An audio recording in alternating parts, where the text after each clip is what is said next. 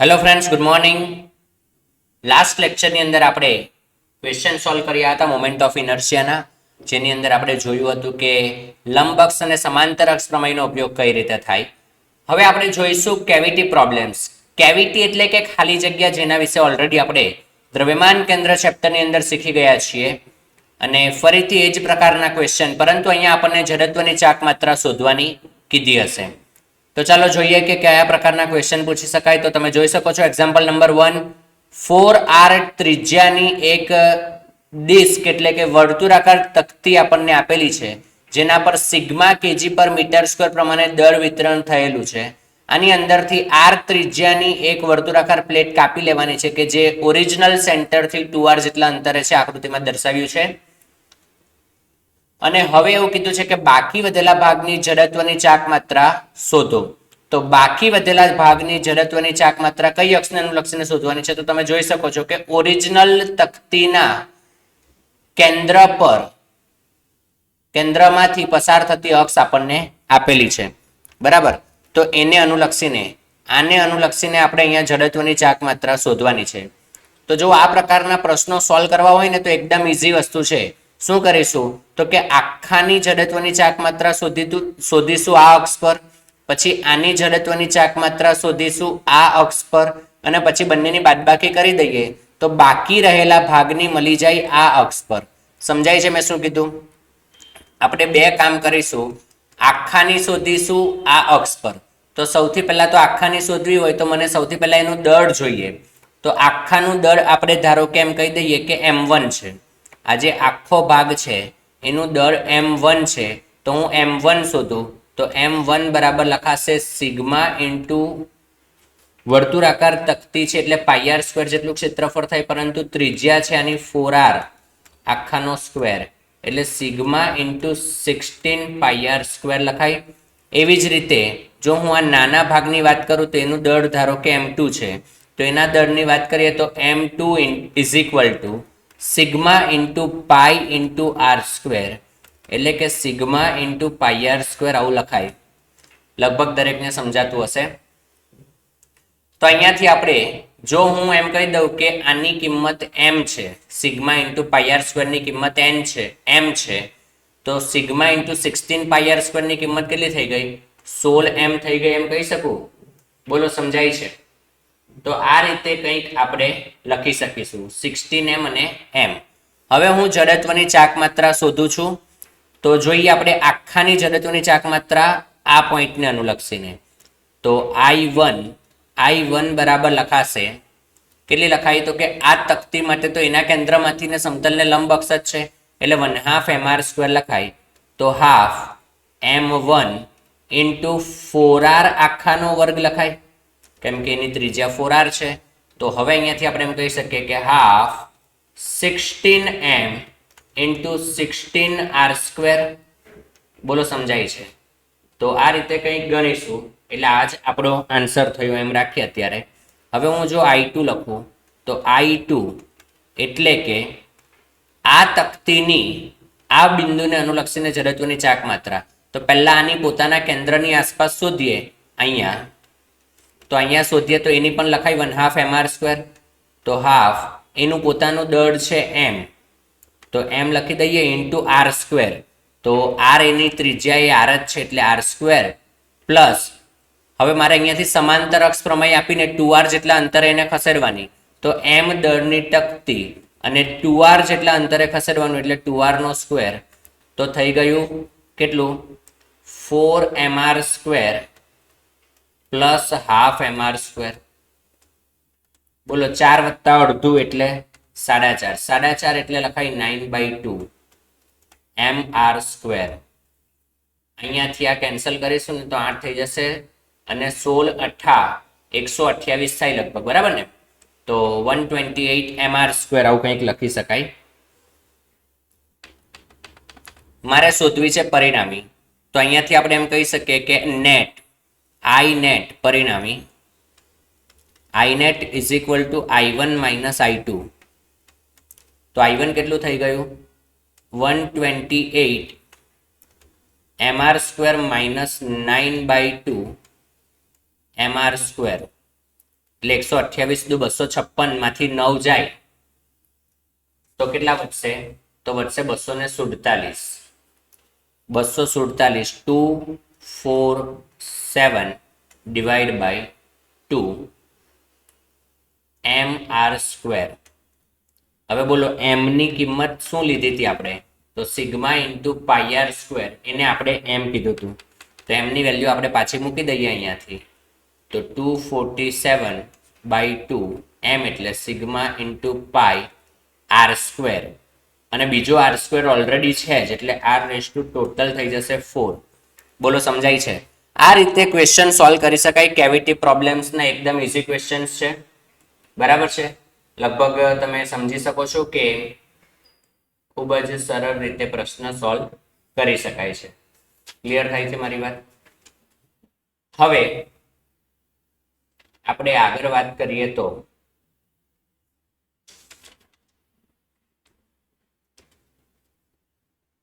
આ પ્રકારના બીજા પ્રશ્નો પણ બનતા હોય, પરંતુ બધાની ગણવાની પેટર્ન એક સરખી અને સેમ જ છે. તો હવે હું બીજો ક્વેશ્ચન કરાવતો નથી. હવે આપણે જઈએ આગળ નવા ટોપિક તરફ, જેનું નામ છે ટોર્ક. તો ચાલો સ્ટાર્ટ કરીએ. ટોર્ક. તો હવે આપણે જોઈએ છીએ ટોર્ક. તો મિત્રો ટોર્ક બે પ્રકારના હોય છે. પહેલું torque about point. Torque about point એટલે તો કે કોઈ બિંદુને અનુલક્ષીને ટોર્ક.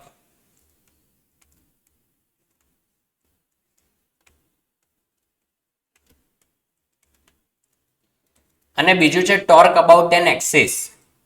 અક્ષને અનુલક્ષીને ટોર્ક. અક્ષને અનુલક્ષીને ટોર્ક. તો આ રીતે કંઈક આપણે કહી શકીએ. હવે ટોર્કના ઇક્વેશનની વાત કરીએ તો ટોર્કનું ઇક્વેશન છે સદિશ ટાઉ બરાબર સદિશ આર ક્રોસ સદિશ એફ. આને સિમ્બોલ ટાઉ કહેવાય, ટાઉ. બરાબર? ઘણા આને ટો પણ બોલતા હોય છે.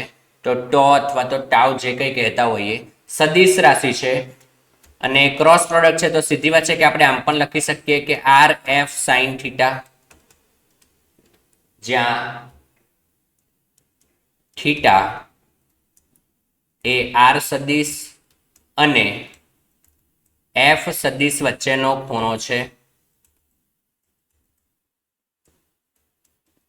બોલો ક્લિયર થાય છે?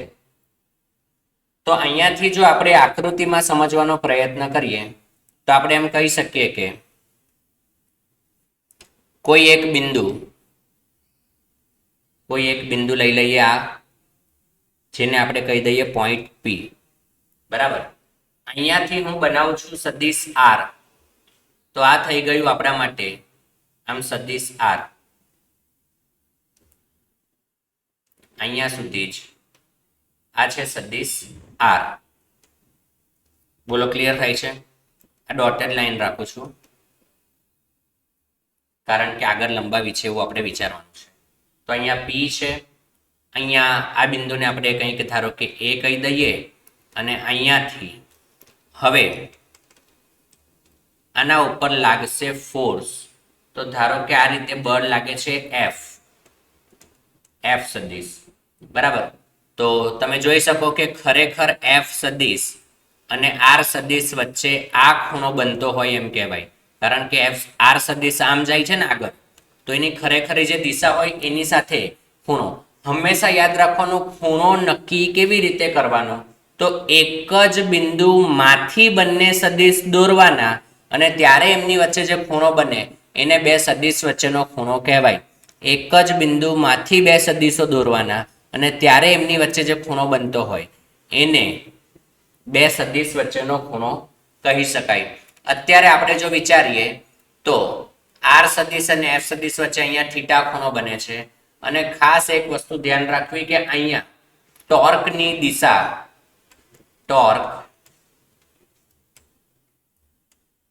દિશા જમણા હાથના સ્ક્રૂના નિયમથી મળશે.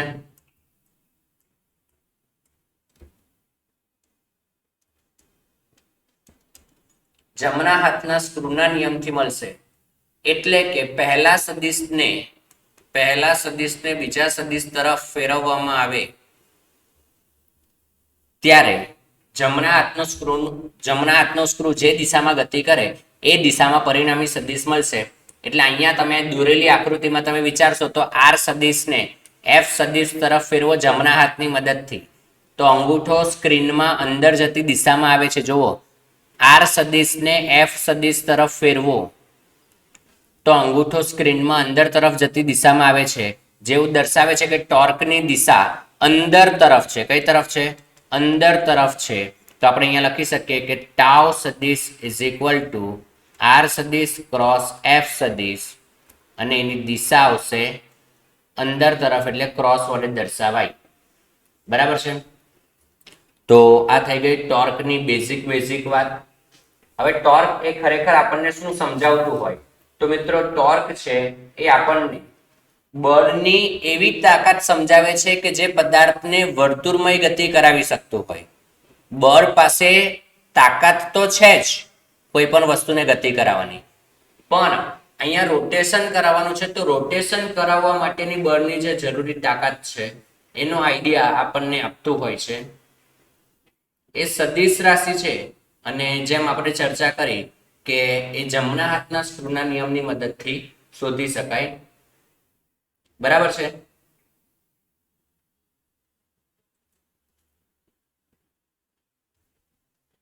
હવે આગળ વાત કરીએ તો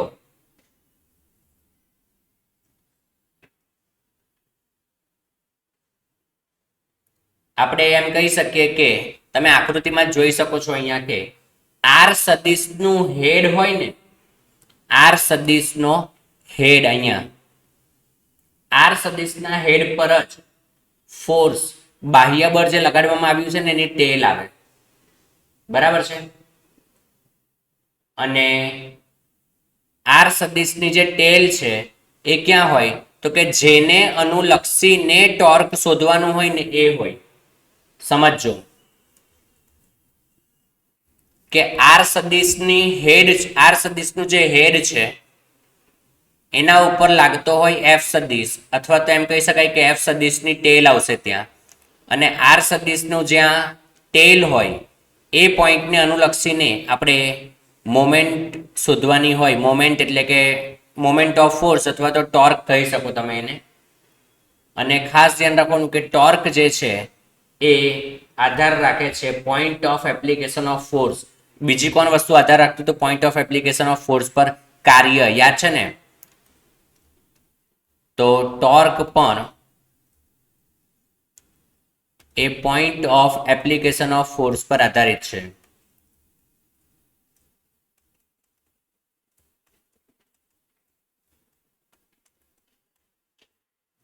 point of application of force પર આધાર રાખે. બોલો, ક્લિયર થાય છે? તો આ થઈ ગઈ ટોર્કની બેઝિક વાત. ચલો, આના પરથી થોડા ક્વેશ્ચન સોલ્વ થશે જે આપણે સમજીએ, પણ એની પહેલા એક નાનકડી વસ્તુ તમને હું જરાક જણાવી દઉં કે આર એફ સાઇન થીટા આપણને કીધું છે, તો આને આપણે ટોર્ક સદિશ બરાબર એનું મૂલ્ય તરીકે લખીએ તો આર એફ સાઇન થીટા છે, તો આને આપણે બે રીતે લખી શકીએ. એક તો કે આર ઇન્ટુ અથવા તો r sine theta into F,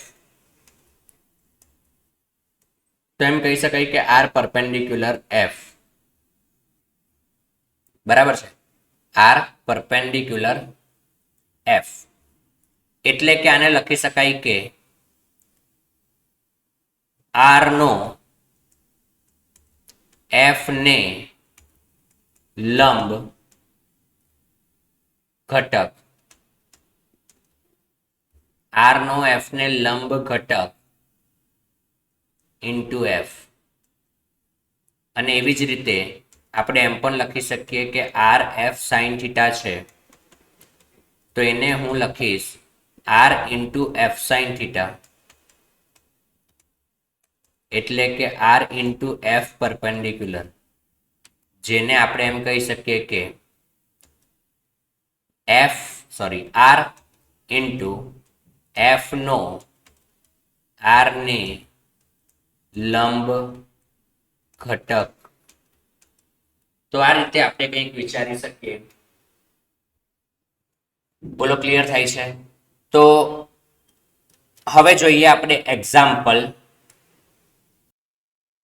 હવે એક્ઝામ્પલ નંબર 1 માં તમે જોઈ શકો છો કે આપણને એક યામાક્સ પદ્ધતિ આપેલી છે, જેમાં યામના અક્ષના નામ તો નથી લખ્યા, પણ આપણે જાણીએ છીએ કે XY યામ જ હશે. બરાબર. ઉગમ બિંદુને અનુલક્ષીને ટોર્ક કીધું છે 5,0 બિંદુ એ બળ લાગે છે અને ઉગમ બિંદુને અનુલક્ષીને શોધવાનું છે. તો સીધી વાત છે કે સ્થાન સદિશ જે છે એ 0 0 થી લઈને 5 0 સુધીનો છે, એટલે કે આર સદિશનું મૂલ્ય 5 થઈ જશે અને આપણને બળ આપેલું છે. તો આપણે અહીંયાથી ગણીશું તો કેવી રીતે વિચારી શકાય? તો જુઓ, આમ તો સાદી રીતે ગણીએ તો આપણે એમ લખી શકીએ કે ટોર્ક ટાઉ બરાબર આર એફ સાઇન થીટા, અને અહીંયાથી કિંમત મૂકે તો આર બરાબર 5, એફ બરાબર 50 અને સાઇન 37, કારણ કે બે વચ્ચેનો ખૂણો એટલો બને છે.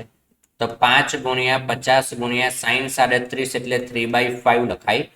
તો 5 અને 5 કેન્સલ થઈ ગયા એટલે 150 ન્યૂટન મીટર. આ થઈ ગયું ટોર્ક. આ દાખલો પૂરો થઈ ગયો. અહીંયા આપણને ટોર્ક પૂછેલું છે, આ રીતે શોધી શકાય. અથવા તો મેં જે હમણાં તમને ઘટકો લેવાની વાત કરી કે આર પરપેન્ડિક્યુલર અને એફ પરપેન્ડિક્યુલર, તો અહીંયા કયું લઈ શકાય? તો કે અહીંયા એફ નો ઘટક લેવો પડશે કે જે આર ને લંબ હોય. બોલો, તો એફ નો એક ઘટક અહીંયા આમ મળે અને બીજો ઘટક આમ મળે આ દિશામાં જ. બોલો, એમાં આ જે સમાંતર ઘટક છે એને કોઈ ફરક પડશે ટોર્કની? તો કે ના, કઈ ફરક નહીં પડે. એટલે ફક્ત આને જ ફરક પડશે, તો એને જ ગણતરીમાં લેવાનું. તો આ જો 37 હોય તો આ કેટલું થઈ જશે? તો આ થઈ જશે 40 ન્યૂટન, જ્યારે આ થઈ જશે 30 ન્યૂટન. બોલો, સમજાય છે? હવે તો બંને લંબ જ થઈ ગયા.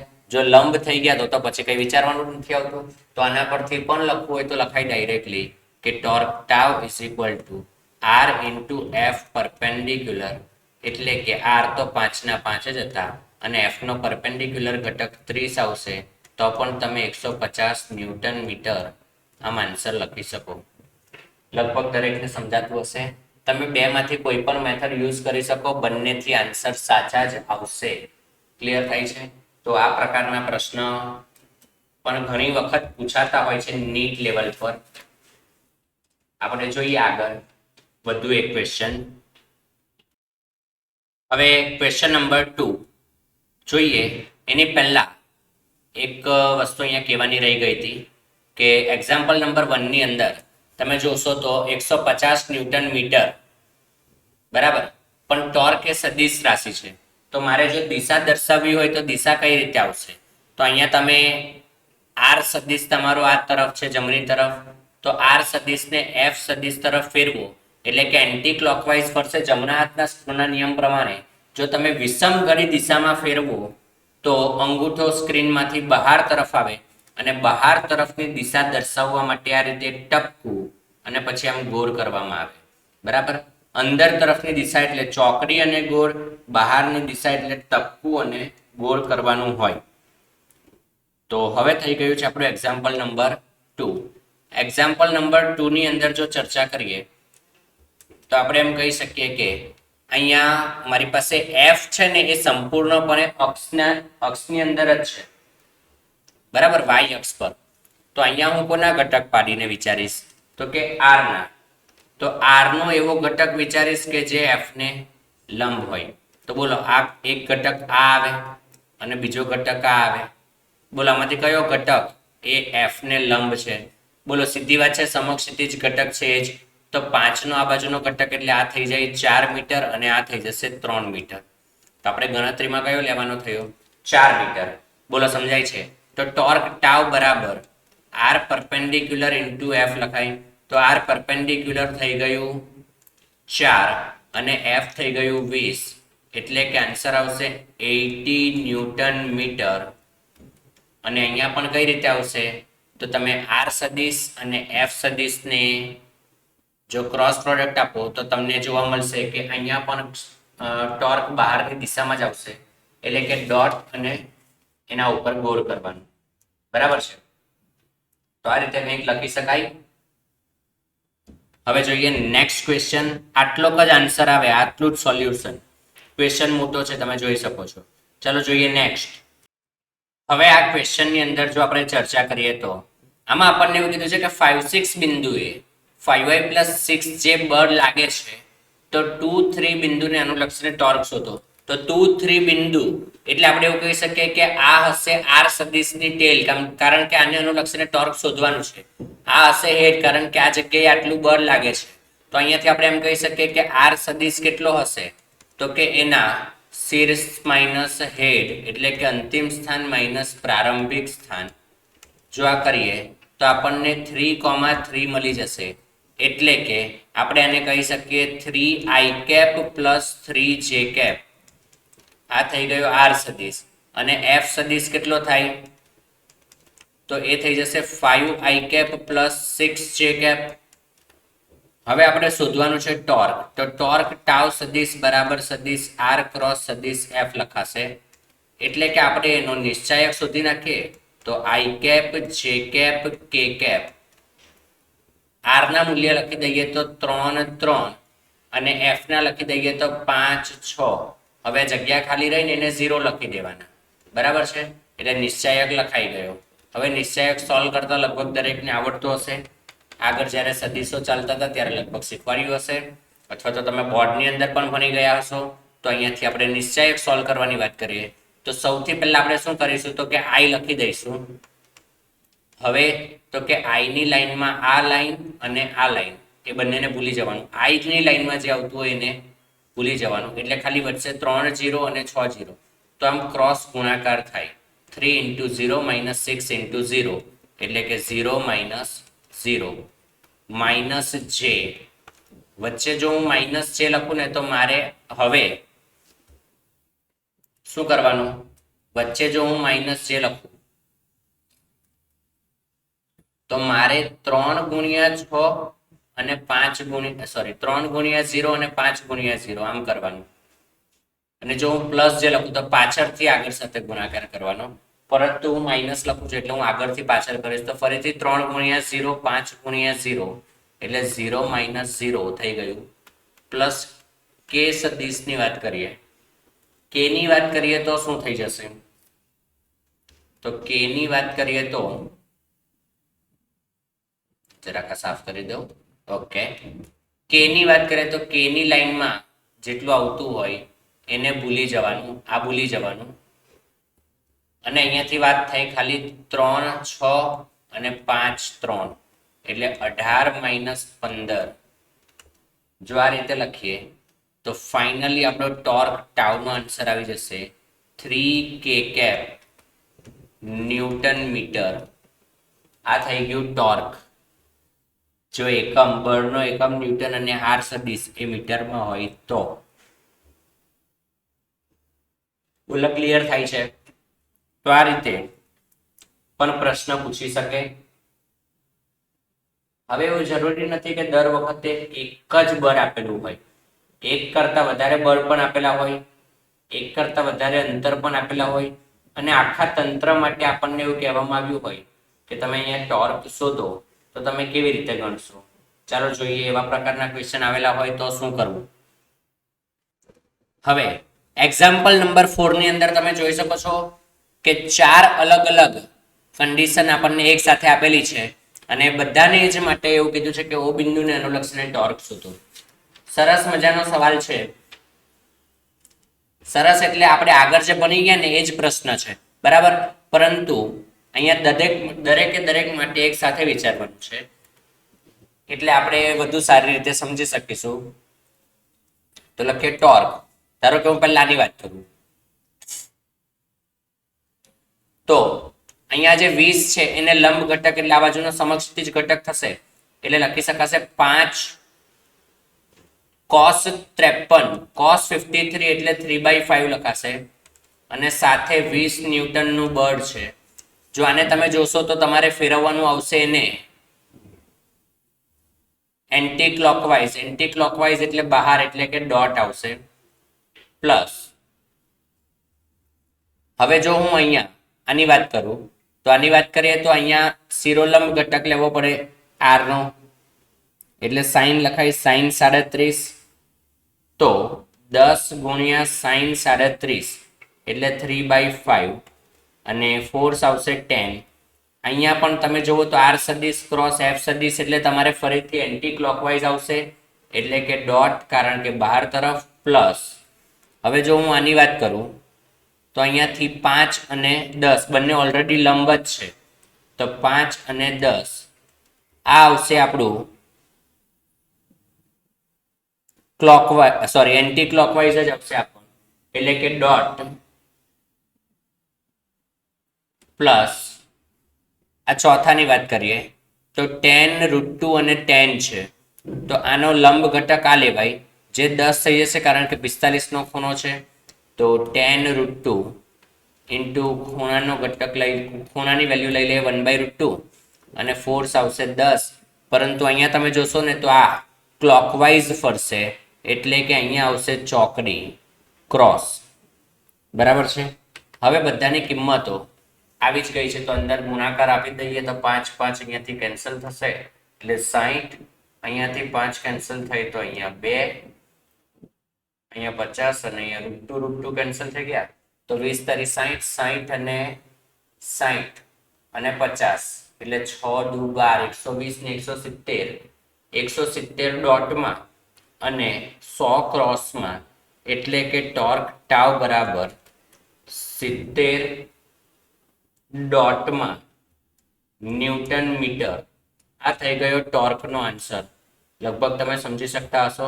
ભલે પ્લસ દેખાય છે પરંતુ દિશા પરસ્પર વિરુદ્ધ થઈ એટલે એના પરથી આપણે વિચારવું પડશે. બોલો, ક્લિયર થાય છે મારી વાત? તો આ રીતે કંઈક ગણી શકાય. હવે બીજા પર પ્રશ્નો ઘણા બધા આવતા હોય છે જે આપણે જોઈશું નેક્સ્ટ સેશનમાં. આજે અહીંયા અટકીએ. Thank you.